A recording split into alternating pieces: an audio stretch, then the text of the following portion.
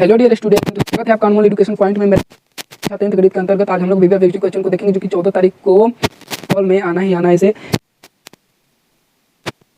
परिमेय संख्या नहीं मतलब कि परिमेय संख्या है जिसे हम पी बटे क्यू के रूप में लिख सकते हैं, उसी तो परिमेय संख्या कहते हैं। तो यहाँ पर ऑप्शन नंबर ये तो सीधा ऑप्शन नंबर ए जो है √11 ये क्या परिमेय संख्या है? नहीं, ये रूट में इसका वर्गमूल नहीं निकलेगा, इसलिए यह परिमेय संख्या नहीं है, अपरिमेय संख्या। ऑप्शन नंबर बी ये भी सही नहीं होगा। ऑप्शन नंबर सी को देखिए, 9 का वर्गमूल 3 और 16 का वर्गमूल 4 4 3 12 12 को हम पी बटे क्यू के रूप में लिख सकते हैं। हाँ लिख सकते हैं, इसलिए option number see the correct answer. Question number 2 का निम्न में कौन अलग है? 3/5 परिमेय संख्या है, √16/4 ये भी परिमेय संख्या है, बट √2/5 यहाँ कुछ झोल दिख रहा है। ऑप्शन नंबर सी में जो है कुछ झोल दिख रहा है, क्योंकि ये जो है बाकी तीनों से अलग है, बाकी तीनों परिमेय संख्या बट ये अपरिमेय संख्या है, इसलिए option number see the correct answer. चलिए क्वेश्चन नंबर 3 की ओर बढ़ते हैं। कह रहा है किसी धनात्मक पूर्णांक a तथा b के लिए a, b का मौसौ a, b का लौसौ निम्न में किसके बराबर है? ये a इंटू बी के बराबर होता है, option number see the correct answer. Question number 4 कर रहा है यूक्लिड विभाजन एल्गोरिथम दो धनात्मक पूर्णांकों के निम्न में किससे परिकलित करने की तकनीक है? तो हम जानते हैं यूक्लिड विभाजन एल्गोरिथम का जो उपयोग है एचसीएफ निकालने के लिए किया जाता है, मतलब मौसौ, इसलिए option number be the correct answer. Question number 5 का निम्न में कौन परिमेय संख्या है? परिमेय संख्या जिसे पी बटे क्यू के रूप में लिख सकते हैं, ऑप्शन नंबर ए √3, इसे नहीं लिख सकते पी बटे क्यू के रूप में, बट हाँ बी को हम √2 कटा सकते हैं, बचा क्या 2 का पी बटे क्यू के रूप में लिख सकते हैं, हाँ लिख सकते हैं, इसलिए option number be the correct answer. चलिए क्वेश्चन नंबर 6 की ओर बढ़ते हैं। क्वेश्चन नंबर 6 का है 2 या 2 से अधिक अभाज्य संख्याओं का मौसौ है। 2 या 2 से अधिक अभाज्य संख्याओं का मौसौ। अभाज्य संख्या क्या है? अभाज्य संख्या मतलब खुद को छोड़कर और एक को छोड़कर किसी अन्य संख्या से विभाजित तो होगा ही नहीं। तो आप 2 ले लीजिए, 3 ले लीजिए, 5 ले लीजिए। अब एचसीएफ कहता है कि उसमें कॉमन क्या है?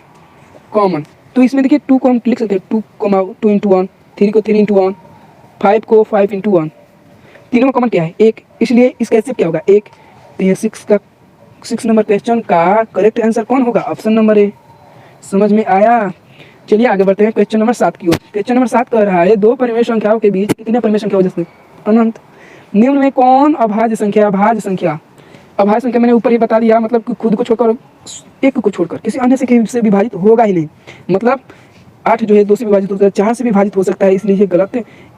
9 3 से भी विभाजित होता है, इसलिए ये भी गलत। बट 11 खुद को छोड़कर और एक को छोड़कर किसी अन्य संख्या से विभाजित होगा ही नहीं, मतलब ये अपरिमेय संख्या ऑप्शन सीधा करेक्ट आंसर। क्वेश्चन नंबर 9 की ओर बढ़ते हैं। क्वेश्चन नंबर 9 कर रहा है दो संख्याओं का मौसौ 25 और लौसौ 50 है, तो संख्याओं का गुणनफल होगा। गुना कर दीजिए 25 125 और 0 1250। क्वेश्चन नंबर 10 कर रहा है निम्न में कौन अभाज्य संख्या है?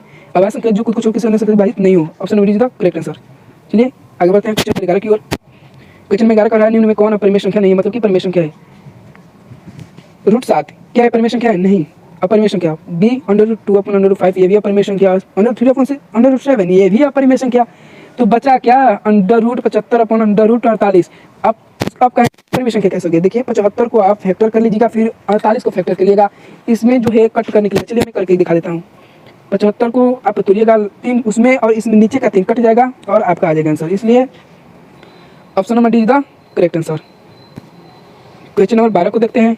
क्वेश्चन नंबर 12 कह रहा है दो क्रमिक सम संख्याओं का एचसीएफ क्या होगा?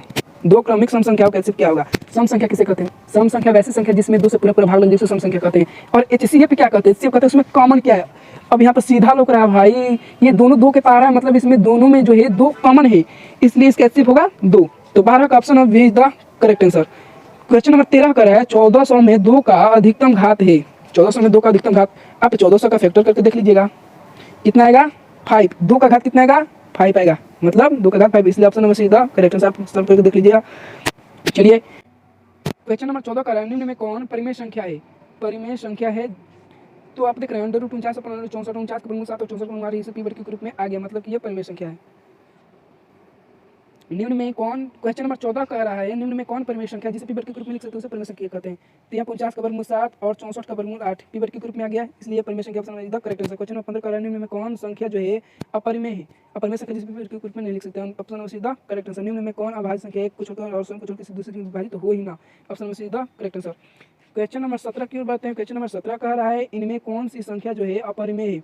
अपरिमेय संख्या जिसे पी बटे क्यू के रूप में नहीं लिख सकते, option number B is the correct answer. Question number 18 की बढ़ते हैं। क्वेश्चन नंबर 18 का रहा है संख्या 25 और 50 के एचसीएफ और एलसीएम का गुणनफल क्या होगा? दोनों को गुना कर दीजिए, दोनों को गुना करिएगा आएगा 1250, option number be the correct answer. Question number 19 का रहा है निम्न में कौन परिमेय संख्या है? परिमेय संख्या जिसे पी बटे क्यू के रूप में लिख सकते हैं, यहाँ पर ये नहीं होगा, ये ऑप्शन नंबर बी भी नहीं होगा। ऑप्शन नंबर सी को देखिए √2/√2 के कैंसिल, 2 क्या है? 2 को पी बटे क्यू के रूप में लिख सकते हैं, हाँ लिख सकते हैं, इसलिए क्या है? परिमेय संख्या है, इसलिए option number see the correct answer. Question number 20 की ओर बढ़ते हैं। क्वेश्चन नंबर 20 कह रहा है 6/15 का दशमलव प्रसार होगा। इसका मतलब कि 6/15 का दशमलव प्रसार आप करिएगा तो कितना आएगा, मतलब कि इस समावर्ती या शांतवर्ती आवर्ती या शांत शांत आई मीन जो दशमलव के बाद भी जाए बट कट जाए, मतलब कि कट जाए उसे शांत कहते हैं। आप इसे भाग करके देख लीजिएगा, शांत ही आएगा। Option number D is the correct answer. Question number 21 का रहा है निम्न में कौन अशांत दशमलव विस्तार है। अशांत जिसका मतलब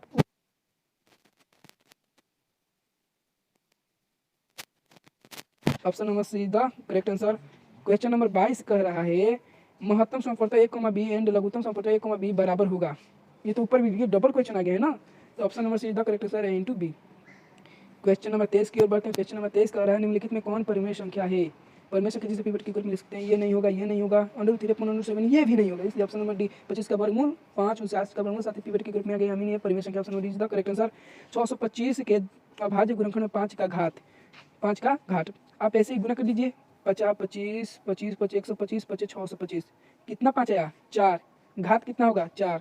option number D is the correct answer. कुछ नहीं है इस क्वेश्चन में, कुछ नहीं है। क्वेश्चन नंबर 25 को देखते हैं। यदि दो संख्याओं का एलसीएम 15 और एलसीएम 90 है तो संख्याओं का गुणनफल होगा। दोनों को गुना कर दीजिए। 15 9 135 और एक 0 I mean 1350। Option number C is the correct answer. चलिए आगे बढ़ते हैं। क्वेश्चन नंबर 26 को देखते हैं। क्वेश्चन नंबर 26 कह रहा है क्या एक परिमेय और अपरिमेय संख्याओं का गुणनफल अपरिमेय हो सकता है। कह रहा है क्या एक अपरिमेय और एक परिमेय संख्या का गुणनफल अपरिमेय हो सकता है। हाँ हो सकता है, नहीं भी हो सकता है, इसीलिए ऑप्शन नंबर सी जो है इज द करेक्ट आंसर दोनों। 27 नंबर कह रहा है निम्नलिखित में कौन परिमेय संख्या है। परिमेय संख्या जिसे पीवट के रूप में लिख सकते हैं, इसे नहीं लिख सकते, √5 को भी नहीं लिख सकते, बट यहाँ √3 से √3 कैंसल, 2 को हम पीवट के रूप में लिख सकते हैं, इसलिए ऑप्शन सीधा करेक्ट आंसर। क्वेश्चन नंबर 28 कह रहा है निम्नलिखित में कौन अपरिमेय संख्या। अपरिमेय संख्या किसे कहते हैं जिसे पीवट के रूप में नहीं लिख सकते हैं, इसे हम लिख सकते हैं, इसलिए ये गलत हो जाएगा। 81 को भी हम √81 का वर्गमूल 9 को पीवट के रूप में लिख सकते हैं, ये भी गलत। हमें अपरिमेय संख्या न खोजना है। हाँ √2.5 यदि रूट में पॉइंट में यदि कोई वैल्यू है तो उसे हम अपरिमेय संख्या ही कहते हैं, इसलिए option number see the correct answer. ये ट्रिक के नाम पर याद रख लीजिएगा। क्वेश्चन नंबर 29 कह रहा है वृत्ताकार पथ पर 3 धावक एक ही स्थान से दौड़ना प्रारंभ करते हैं तो एक चक्कर लगाने में क्रमशः 3 घंटे 4 घंटे तथा 8 घंटे समय लगता है। तीनों को प्रस्थान बिंदु पर पुनः मिलने में लगा समय होगा। कह रहा है तीनों को जो है पुनः मिलने में लगा समय होगा। इसका आप सीधा एलसीएम निकाल दीजिएगा। क्या एलसीएम इसका आंसर आ जाएगा। यहाँ पर हिंट्स भी दे दिया है 24। Option number A is the correct answer. Question number 30 क्या कर रहा है। क्वेश्चन नंबर 30 कह रहा है √2, √3 है एक, ये क्या है एक, ये √3 यानी रूट में है, रूट में इसका वर्गमूल नहीं निकल रहा है, इसे हम अपरिमेय संख्या कहेंगे। Option number the correct answer. Question number 31 कह रहा है यदि x² - 5x + 4 = 0 तो x का मान क्या होगा। चलिए इसे भी सॉल्व कर लेते हैं। x का मान क्या होगा, ऊपर सॉल्व कर लें। हाँ x² इसका गुणनखंड आप कर लीजिएगा, आई मीन इसे मतलब इसका आप गुणनखंड करके जब तोड़ेगा ना 2 दूना 4 आई मीन 4 गुणे 1 लिख सकते हैं। 4 को नहीं तोड़ना, 4 गुणे 1 x² - 5x + 4 4 गुणे 1 x का मान क्या होगा। इसका मान जो है पूर्णांक आएगा, ये निश्चित है। ऐसा क्वेश्चन में सोचना ही नहीं, ऑप्शन देख कर टिक लगा दीजिए। आज की क्लास में बस इतना ही, मिलते हैं अगले क्लास में, तब तक के लिए धन्यवाद। एग्जाम में गर्दा मचा दीजिए।